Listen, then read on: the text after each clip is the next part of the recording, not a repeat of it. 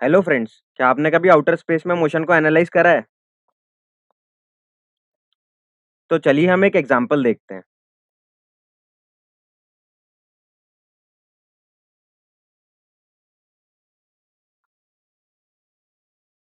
तो यहाँ पे आपने देखा कि जब एक एस्ट्रोनॉट दूसरे एस्ट्रोनॉट को पुश करता है, तो उसे खुद भी एक पुश फील होता है। तो ऐसा क्यों होता है और ऐसा कैसे होता है? इन सभी क्वेश्चन के आंसर हम इस चैप्टर में देखेंगे, जिसका नाम है लॉज ऑफ मोशन।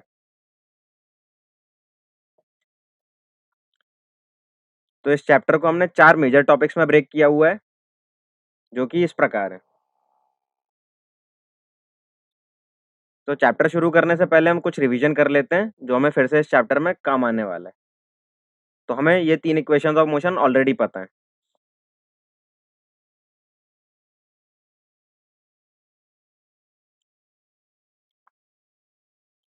तो आइए इन इक्वेशंस के आधार पे एक सवाल करते हैं। तो हमारे पास यहाँ पे क्वेश्चन है कि एक ट्रेन रेस्ट से स्टार्ट करती है और 5 मिनट में 72 किलोमीटर पर आवर की स्पीड अटेन करती है। तो अगर ट्रेन की एक्सेलरेशन को यूनिफॉर्म माने, तो ऐसा करने में ट्रेन को कितना डिस्टेंस ट्रैवल करना पड़ेगा? तो हम इसका सॉल्यूशन देखते हैं। तो हमें यहाँ पे इनिशियल वेलोसिटी, फाइनल वेलोसिटी और टाइम दे रखा है।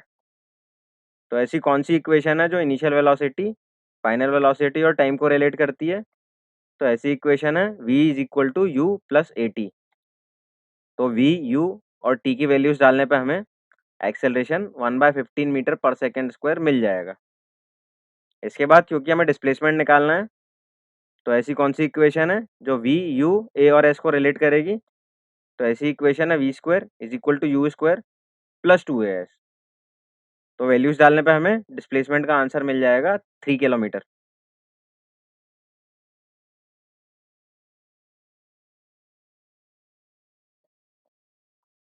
तो इसके बाद हम कुछ और फॉर्मूलेज रिवाइज करते हैं। तो हमें सर्कुलर मोशन में ये सारे फॉर्मूलेज पता हैं, जो कि v equal to omega R है। Centripetal acceleration v square by R होता है, हमें ऑलरेडी पता है। ओमेगा और टाइम के रिलेशन को हम ऑलरेडी देख चुके हैं। और इसके अलावा हमें ये भी पता है कि मोमेंटम होता है p is equal to m v, और मोमेंटम एक वेक्टर क्वांटिटी होती है, जैसा कि आप यहाँ पे देख पा रहे हो। तो चलिए इन इक्वेशंस पे आधारित एक सवाल करते हैं। तो हमारे पास एक सवाल है कि एक पार्टिकल 0.5 मीटर रेडियस के सर्कल में घूमता है, तो हमें उसके रेडियल एक्सेलरेशन का मैग्नीट्यूड बताना है, जबकि उसकी स्पीड 1 मीटर पर सेकेंड दी हुई है।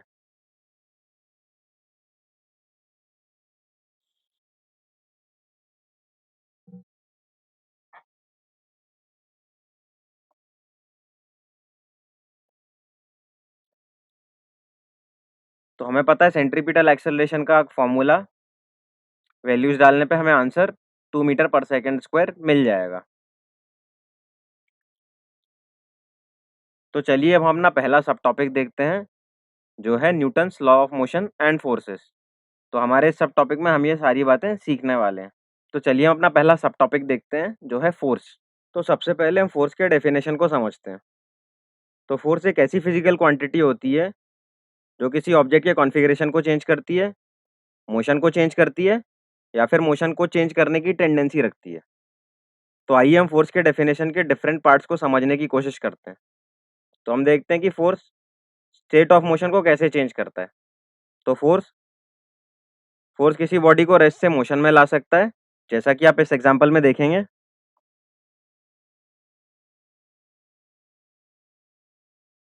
और फोर्स किसी ऑब्जेक्ट में मोशन की टेंडेंसी को भी ला सकता है, जैसा कि आप यहाँ पे देख रहे हैं। एक पर्सन एक बहुत ही हैवी ब्लॉक को पुश करने की कोशिश कर रहा है। ऑब्जेक्ट का मोशन नहीं हो रहा, लेकिन ऑब्जेक्ट में मोशन होने की टेंडेंसी है। और यहाँ पे आप देख सकते हैं कि फोर्स की मदद से कैसे कॉन्फ़िगरेशन को चेंज करा जा सकता है। तो चलिए हम अपना अगला सब टॉपिक देखते हैं, जो है Newton's first law of motion. तो न्यूटन के फर्स्ट लॉ ऑफ मोशन का स्टेटमेंट समझते हैं हम। तो स्टेटमेंट है कि अगर कोई बॉडी रेस्ट पे है तो वो रेस्ट पे ही रहती है, और अगर कोई बॉडी यूनिफॉर्म वेलोसिटी से चल रही है तो वो अपने यूनिफॉर्म मोशन में ही रहती है, जब तक कि उस पर कोई एक्सटर्नल फोर्स अप्लाई ना किया जाए। तो मतलब कुल मिला के ऐसी बात है कि अपने आप कुछ नहीं होगा, अगर रेस्ट पे बॉडी है तो रेस्ट पे रहेगी, और अगर मोशन में है बॉडी तो उसी तरीके से मूव करती रहेगी। ये न्यूटन का फर्स्ट लॉ है। तो चलिए हम एक कॉन्सेप्ट टेस्ट देखते हैं। तो हमारे पास क्वेश्चन है कि एक कार जो कि constant velocity 30 kilometre per hour से एक रफ रोड पे चल रही है, तो उस पर कितना नेट फोर्स एक्ट हो रहा है। तो मैं चाहता हूँ कि आप 1 मिनट लें और इस क्वेश्चन को खुद से सॉल्व करने की कोशिश करें।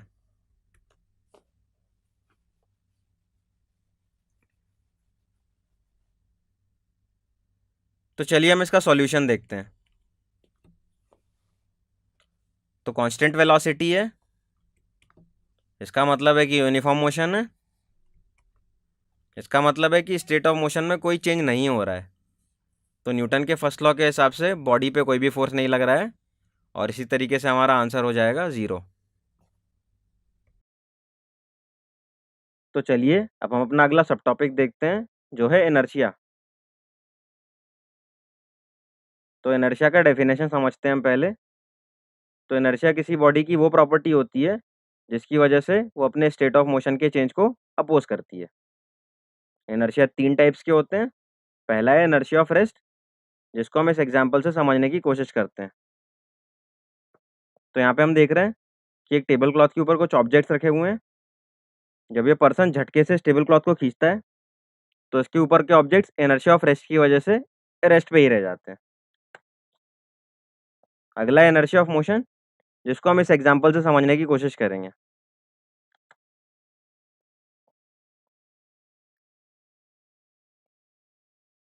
तो हमारे पास एक एग्जांपल है जिसमें कि एक व्हीकल मूव कर रहा है।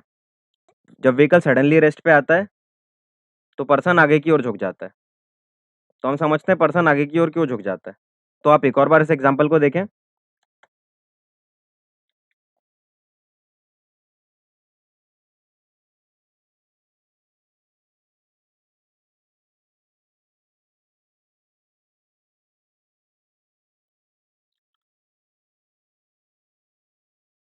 तो बेसिकली जब व्हीकल चल रहा है तो व्हीकल के अंदर का पर्सन भी आगे चल रहा है, लेकिन व्हीकल के रुकने की वजह से पर्सन के पैर तो रुक जाते हैं, लेकिन उसकी बॉडी का ऊपर का हिस्सा इनर्शिया ऑफ मोशन की वजह से मोशन में ही रह जाता है और वो आगे चला जाता है, और हमें ऐसा लगता है कि पर्सन आगे की ओर झुक गया। इसके बाद है हमारे पास इनर्शिया ऑफ डायरेक्शन, जिसको हम इस एग्जांपल से समझने की कोशिश करेंगे।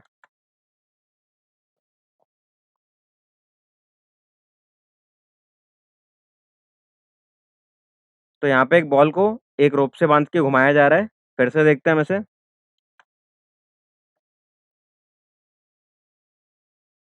तो हमने यहाँ पे देखा कि जब रोप टूट जाती है तो बॉल का मोशन उसी डायरेक्शन में होता है जिस डायरेक्शन में उसकी वेलोसिटी थी। तो ऐसा इनर्शिया ऑफ डायरेक्शन की वजह से होता है। तो बॉल की वेलोसिटी जिस डायरेक्शन में थी, वेलोसिटी उसी डायरेक्शन में रहना चाहती है और बॉल उसी डायरेक्शन में आगे बढ़ जाती है। एक और बार फिर से देखते हैं हम इस एग्जांपल को।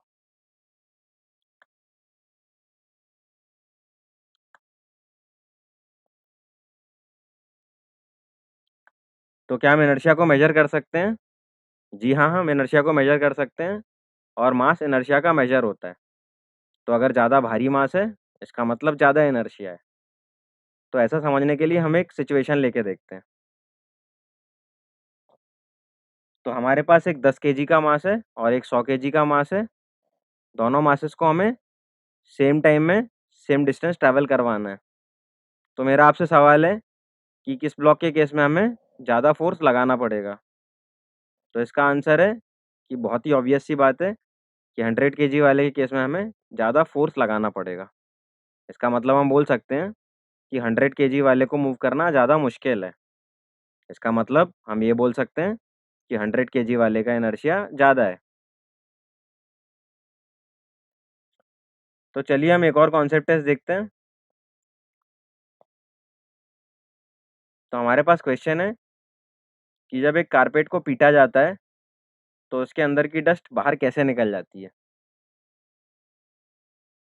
तो मैं चाहता हूँ कि आप 2 मिनट लें और इस क्वेश्चन को खुद से सॉल्व करने की कोशिश करें।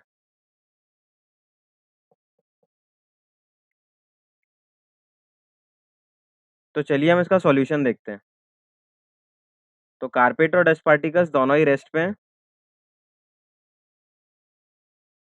इसका मतलब है कि ये इनर्शिया ऑफ रेस्ट का केस है।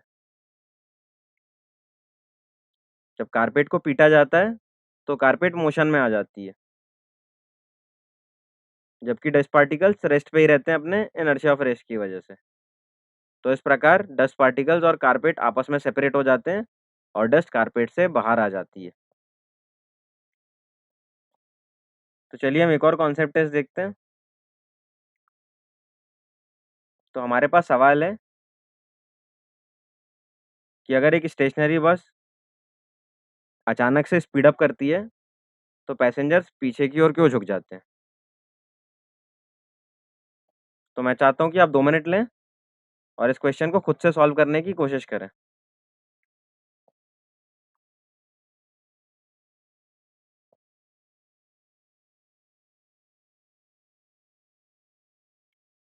तो आइए इसका सॉल्यूशन देखते हैं। तो बस और पैसेंजर दोनों ही रेस्ट पे हैं। इसका मतलब है कि इनर्शिया ऑफ रेस्ट का केस है। अब बस सडनली स्पीड अप कर रही है लेफ्ट डायरेक्शन में, जैसा कि आप देख पा रहे हैं। तो जो पर्सन का बॉडी का लोअर पार्ट है वो मोशन में आ जाता है, जबकि पर्सन की बॉडी का ऊपर का पार्ट अपनी जगह पे ही रहता है और हमें ऐसा लगता है कि पैसेंजर पीछे की तरफ झुक गया। तो चलिए हम अपना अगला सब टॉपिक देखते हैं, जो है Newton second law of motion. तो अगर किसी ऑब्जेक्ट पे नेट फोर्स एक्ट करता है तो ऑब्जेक्ट एक्सेलरेट करता है। तो हम यहाँ पे समझने की कोशिश करते हैं कि नेट फोर्स और एक्सेलरेशन के बीच में क्या रिलेशनशिप है इस एग्जाम्पल की मदद से।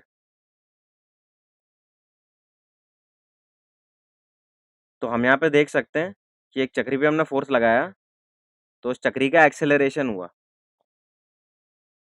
और अब हम ये भी देख सकते हैं कि हमने अपना नेट फोर्स को बढ़ा के अगर 20 से 90 कर दिया तो चक्री का एक्सेलरेशन भी बढ़ गया। इसका मतलब है कि फोर्स अगर ज़्यादा है तो एक्सेलरेशन भी ज़्यादा है। तो इससे मैं बोल सकता हूँ कि acceleration is proportional to net force. तो यहाँ पे आपके मन में एक डाउट आ सकता है कि नेट फोर्स क्या है या फिर फोर्स क्या है। तो बेसिकली अगर एक ऑब्जेक्ट पे 3 या 4 या 5 फोर्सेस लग रहे हैं तो उन सभी फोर्सेस के रिजल्टेंट फोर्स को हम नेट फोर्स बोलेंगे। अगर किसी ऑब्जेक्ट पे एक ही फोर्स लग रहा है, जैसा कि आपने इस केस में देखा चक्री वाले केस में, तो वो फोर्स ही नेट फोर्स हो जाएगा।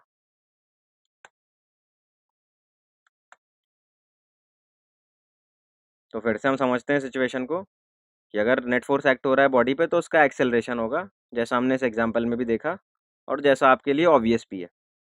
और हमने देखा कि acceleration is directly proportional to net force. और अब हम देखते हैं कि एक्सेलरेशन और मास में क्या रिलेशनशिप है इस एग्जांपल की मदद से। तो यहाँ पे हमने देखा कि अगर मास ज़्यादा है तो बॉडी का एक्सेलरेशन कम है। आइए एक और बार फिर से देखते हैं इसको। तो देखिए जिस केस में ज़्यादा मास है उस केस में एक्सेलरेशन कम है, जबकि फोर्सेस दोनों केस में बराबर है। तो यहाँ पे मैं बोल सकता हूँ कि acceleration is inversely proportional to mass. तो अभी तक ये दो चीज़ें हमने स्थापित करी हैं। पहली चीज़ की acceleration is directly proportional to net force, और दूसरी की acceleration is inversely proportional to mass. तो अगर हम दोनों को कंबाइन करें तो हम बोल सकते हैं कि acceleration is proportional to F net by mass. और इस प्रोपोर्शनलिटी कांस्टेंट की वैल्यू हम 1 ले लेते हैं। तो हमारे पास फॉर्मूला आता है acceleration is equal to F net by mass, जिसको हम रीअरेंज करके लिख सकते हैं कि F net is equal to m a. अब मुझे पता है कि एक्सेलरेशन होता है change in velocity by change in time. तो अगर मैं एम वी को फाइनल मोमेंटम लिखूं और एम यू को इनिशियल मोमेंटम लिखूं तो मेरे पास नेट फोर्स आ गया change in momentum divide bye change in time. और यही मेरे न्यूटन का सेकेंड लॉ का मैथमेटिकल स्टेटमेंट है। किसी भी बॉडी का rate of change of momentum directly proportional होता है उस पर अप्लाइड नेट एक्सटर्नल फोर्स के, और जो चेंज इन मोमेंटम का डायरेक्शन है वो अप्लाइड एक्सटर्नल फोर्स के डायरेक्शन में ही होता है।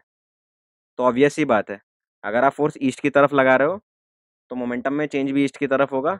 अगर आप फोर्स वेस्ट की तरफ लगा रहे हो तो चेंज इन मोमेंटम भी वेस्ट की तरफ होगा। तो चलिए एक और कॉन्सेप्ट टेस्ट देखते हैं हम। तो हमारे पास एक सवाल है कि एक स्टोन है जिसका मास 0.05 kg है, इसको वर्टिकली ऊपर फेंका, तो हमें स्टोन पे लगने वाले नेट फोर्स का मैग्नीट्यूड और डायरेक्शन बतानी है इन 3 केसेस के लिए। तो मैं चाहता हूँ कि आप 3 मिनट लें और इस क्वेश्चन को खुद से सॉल्व करने की कोशिश करें।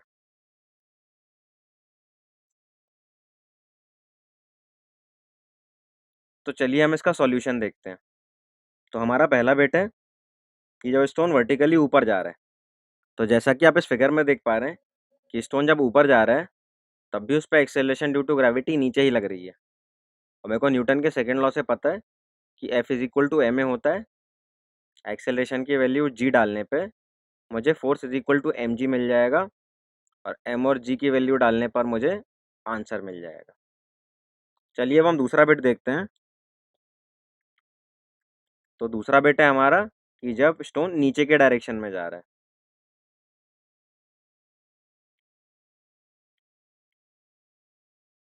तो जब स्टोन नीचे जा रहा है तब भी उस पर एक्सेलरेशन ड्यू टू ग्रेविटी नीचे ही लग रहा है। F is equal to m a होता है। ए की वैल्यू g डालने पे हमें फिर से सेम आंसर मिल जाएगा। इसके बाद हम तीसरा पार्ट देखते हैं। तो तीसरा पार्ट है कि जब स्टोन को ऊपर भी नहीं फेंका, नीचे भी नहीं फेंका, जब स्टोन को हॉरिजॉन्टल के साथ 45 डिग्री एंगल पे फेंका है, जैसा कि आप फिगर में देख सकते हो। इस केस में भी जो एक्सेलरेशन है वो सिर्फ एक्सेलरेशन ड्यू टू ग्रेविटी है, जो कि नीचे की तरफ लग रहा है। तो इस केस में भी हमें सेम आंसर मिल जाएगा। तो यहाँ पे समझने वाली बात ये है कि तीनों केस में एक्सेलरेशन ड्यू टू ग्रेविटी नीचे के डायरेक्शन में है, इसीलिए तीनों केस में आंसर सेम आ रहा है।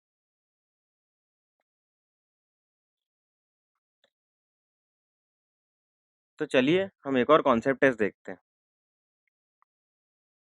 तो हमारे पास क्वेश्चन है कि एक 5 kg की बॉडी पे दो परपेंडिकुलर फोर्सेस लग रहे हैं जिनका मैग्नीट्यूड 8 न्यूटन और 6 न्यूटन है। तो हमें इस बॉडी पे एक्सेलरेशन का मैग्नीट्यूड और डायरेक्शन निकालनी है। तो मैं चाहता हूँ कि आप 3 मिनट लें और इस क्वेश्चन को खुद से सॉल्व करने की कोशिश करें। तो आइए इसका सॉल्यूशन देखते हैं। तो हम गिवन सिचुएशन का फिगर बनाएंगे। दो परपेंडिकुलर फोर्सेस लग रहे हैं 8 न्यूटन और 6 न्यूटन के। हमें पता है कि रिजल्टेंट का फॉर्मूला होता है F is equal to under root F1 square plus F2 square. F1 और F2 की वैल्यू डालने पे हमें F का आंसर मिल जाएगा। इसके बाद न्यूटन के सेकंड लॉ से एक्सेलरेशन होता है फोर्स बाय मास। तो फोर्स और मास की वैल्यू डालने पे हमें एक्सेलरेशन 2 मीटर पर सेकंड स्क्वायर मिल जाएगा। फिर इसके बाद एंगल निकालने के लिए हम बेसिक ट्रिग्नोमेट्री का यूज़ करते हैं। हमें पता है टेन थीटा होता है परपेंडिकुलर बाय बेस। यहाँ पे परपेंडिकुलर 8 है और बेस 6 है, तो वैल्यू डालने पे हमें थीटा मिल गया 10 इनवर्स 8/6 या फिर 53 विथ 6 न्यूटन वेक्टर।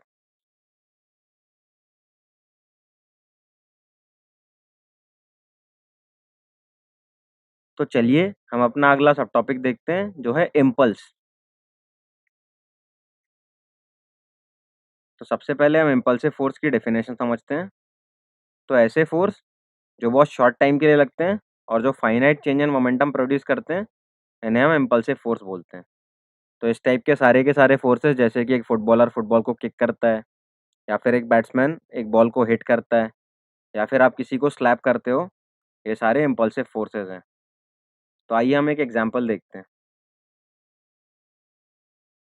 तो यहाँ पे आपने देखा कि फुटबॉलर ने फुटबॉल को किक करा, तो ये एक इम्पल्सिव फोर्स था। तो अब हम इम्पल्स का मैथमेटिकल फॉर्मूला देखते हैं। तो इम्पल्स होता है फोर्स इनटू टाइम ड्यूरेशन, मतलब जो फोर्स अप्लाई करा है और जितने टाइम के लिए फोर्स को अप्लाई करा है, और ये चेंज इन मोमेंटम के बराबर भी होता है। तो impulse is equal to change in momentum, ये हमारा काफ़ी इंपॉर्टेंट फार्मूला है। चलिए अब हम एक और कॉन्सेप्ट टेस्ट देखते हैं। तो हमारे पास एक सवाल है कि एक बैट्समैन है, वो एक सीधे आते हुए बॉल को वापस बॉलर के पास मारता है, उसकी स्पीड को बिना चेंज करे हुए। उसकी स्पीड है, बॉल की स्पीड है 10 मीटर पर सेकेंड। तो अगर बॉल का मास 0.12 kg है, तो हमें बताना है कि बॉल पे कितना इम्पल्स इम्पार्ट हुआ है। हमें यहाँ पे क्वेश्चन में दे रखा है कि बॉल के मोशन को लीनियर अज्यूम करना है। तो मैं चाहता हूँ कि आप 2 मिनट के लिए वीडियो को पॉज़ करें और इस क्वेश्चन को खुद से सॉल्व करने की कोशिश करें। तो हमें यहाँ इनिशियल वेलोसिटी दे रखी है और फाइनल वेलोसिटी दे रखी है। इनिशियल वेलोसिटी में नेगेटिव साइन इसलिए है क्योंकि वो फाइनल वेलोसिटी की डायरेक्शन के विपरीत डायरेक्शन में, और हम फाइनल वेलोसिटी के डायरेक्शन को पॉजिटिव डायरेक्शन मान रहे हैं।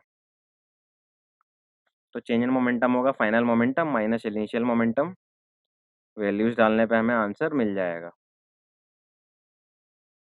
तो चलिए अब हम अपना अगला सब टॉपिक देखते हैं, जो है Newton's third law of motion. तो न्यूटन के थर्ड लॉ को हम इस एग्जांपल से समझने की कोशिश करेंगे। तो यहाँ पे आप देख सकते हो कि एक पर्सन बलून को छोड़ता है तो बलून आगे की ओर भागता है। तो ऐसा क्यों होता है, इसको हम समझते हैं। तो अगर एयर पीछे की तरफ जा रही है, इसका मतलब है कि एयर पे पीछे की तरफ फोर्स लग रहा है, और पीछे जाती हुई एयर बलून पे आगे की तरफ फोर्स लगाती है और बलून आगे चला जाता है। तो इसी पे आधारित है हमारा न्यूटन का थर्ड लॉ, जो कहता है for every action there is an equal and opposite reaction.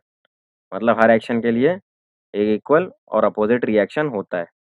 तो यहाँ पे एक्शन हो गया एयर का बलून पे फोर्स, और रिएक्शन हो गया बलून का एयर पे फोर्स। तो एक्शन और रिएक्शन की वजह से एक चीज़ आगे जाती है और दूसरी चीज़ पीछे जाती है। तो हम न्यूटन के थर्ड लॉ की प्रॉपर्टी को समझने की कोशिश करते हैं। तो जब दो ऑब्जेक्ट इंटरैक्ट करते हैं तो उनके बीच का म्यूचुअल जो फोर्स होता है, या फिर जो एक्शन रिएक्शन पेयर होते हैं, वो सेम नेचर के होते हैं। तो जैसा कि आपने पिछले केस में देखा, तो अगर आप एयर का बलून पे लगने वाले फोर्स को नॉर्मल कहते हो, तो बलून भी एयर पे जो फोर्स लगाएगी वो नॉर्मल रिएक्शन ही है। सिमिलरली ग्रेविटेशन फोर्स का रिएक्शन होगा ग्रेविटेशनल फोर्स, फ्रिक्शन फोर्स का रिएक्शन होगा फ्रिक्शन फोर्स। तो जैसा एक्शन वैसा ही रिएक्शन। इसके कुछ अन्य एग्जाम्पल हम आगे देखेंगे। इसके अलावा फोर्सेस मैग्नीट्यूड में बराबर होते हैं, जो कि न्यूटन के थर्ड लॉ के स्टेटमेंट का एक पार्ट भी है, तो इसको हम याद रखेंगे। फोर्सेस अपोजिट इन डायरेक्शन होते हैं, जो फिर से न्यूटन के स्टेटमेंट का एक पार्ट है। और आखिरी और सबसे इम्पोर्टेंट बात जहाँ पे कि स्टूडेंट्स गलती करते हैं, तो हम ये बात याद रखेंगे कि एक्शन रिएक्शन पेयर एक दूसरे को कैंसिल आउट नहीं करते। कैंसिल आउट क्यों नहीं करते? क्योंकि एक्शन और रिएक्शन दोनों डिफरेंट बॉडीज पे एक्ट करते हैं। तो आपके लिए ऑब्वियस होगा कि अगर एक बॉडी पे इक्वल एंड अपोजिट फोर्स हो तो फोर्सेस कैंसिल हो जाते हैं। बट यहाँ पे फोर्सेस इक्वल हैं और अपोजिट भी हैं, लेकिन डिफरेंट बॉडी पे लग रहे हैं, इसलिए फोर्सेस कैंसिल आउट नहीं हो पाते। तो चलिए हम एक कॉन्सेप्ट टेस्ट देखते हैं। तो हमारे पास यहाँ पे क्वेश्चन है कि अगर एक सेलर आगे की डायरेक्शन में जंप करता है तो बोट पीछे क्यों जाती है। तो मैं चाहता हूँ कि आप 2 मिनट के लिए इस वीडियो को पॉज करें और इस क्वेश्चन को खुद से सॉल्व करने की कोशिश करें। तो यहाँ पे तो आइए हम इसका सॉल्यूशन समझते हैं। तो जब सेलर बोट से जंप करता है आगे, इसका मतलब वो बोट पे पीछे की तरफ फोर्स लगाता है। तो थर्ड लॉ के हिसाब से उस पे एक इक्वल और अपोजिट फोर्स लगता है, जो कि आगे की तरफ होता है, जैसा कि आप फिगर में देख पा रहे हो। तो इसी तरीके से बोट पे पीछे फोर्स लगता है और वो पीछे जाती है, और पर्सन पे आगे फोर्स लगता है और वो आगे चला जाता है। तो चलिए अब हम एक कॉन्सेप्ट टेस्ट देखते हैं। तो हमारे पास एक क्वेश्चन है कि एक अर्थ स्टोन को ग्रेविटी की वजह से नीचे की तरफ खींचती है, तो क्या स्टोन भी अर्थ को अपनी तरफ खींचता है। तो मैं चाहता हूँ कि आप 2 मिनट के लिए वीडियो को पॉज करें और इस क्वेश्चन को खुद से सॉल्व करने की कोशिश करें।